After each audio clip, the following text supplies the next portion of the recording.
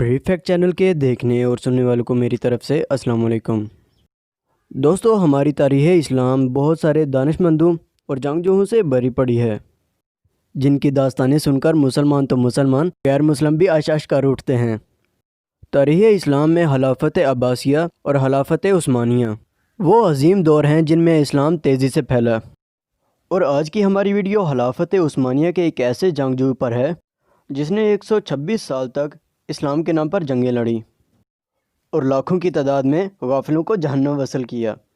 تو آئیے ہم آپ کو بتاتے ہیں کہ یہ شخص کون تھا اور اس کا کس علاقے سے تعلق تھا۔ سلطنت عباسیہ کا خاتمہ 13ویں صدی کے شروع میں ہوا۔ اس وقت امت مسلمہ ایک نازک دور سے گزر رہی تھی۔ تب منگول فوج مشرقی وسطی یورپ کو فتح کر چکی تھی۔ اس کے بعد منگول فوج نے بھاری فوج کے ساتھ ترکی اور ایران کی طرف رجوع کیا۔ یہاں آ کر انہوں نے دیکھا کہ ترک قبائل بستیوں میں تقسیم ہو چکے ہیں۔ ان تمام قبیلوں میں قائی قبیلے کو طاقتور مانا جاتا تھا۔ دوستو، قائی قبیلے کے سردار سلمان شاہ کو بہت عقل مند سمجھا جاتا تھا، اور سلمان شاہ کے بیٹے ارطغرل کے بہادری کے قصے تاریخ کا حصہ ہیں۔ تاہم قائی قبیلے کی بہت بڑی طاقت ترگت کو بھی سمجھا جاتا تھا۔ ترگت کا شمار ان مجاہدین میں ہوتا ہے جنہوں نے صدیوں تک اسلام کے لیے جنگیں لڑیں۔ تاریخ انہیں شجاعت اور بہادری کے قصوں کی وجہ سے بھی جانتی ہے۔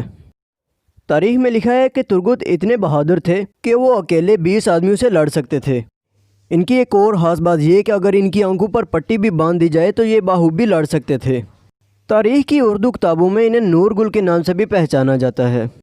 ترگت غازی ایک انتہائی خوبصورت اور کڑیل نوجوان تھے۔